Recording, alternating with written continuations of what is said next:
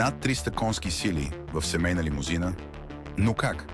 Това Volvo крие едни от най-интересните двигатели в класа си.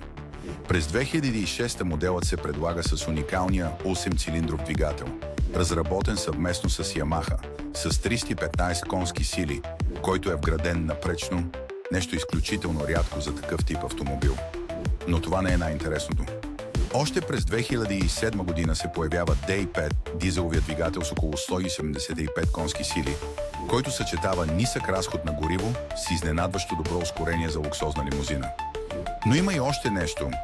T6 турбобензиновият мотор, който в Европа се среща по-рядко и е предпочитан от ентусиастите заради мощността си.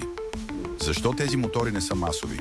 Причината е в по-високата цена, сложността и пазарите, към които са насочени. Историята му е белязана от стремежа на Volvo към лукс и иновации.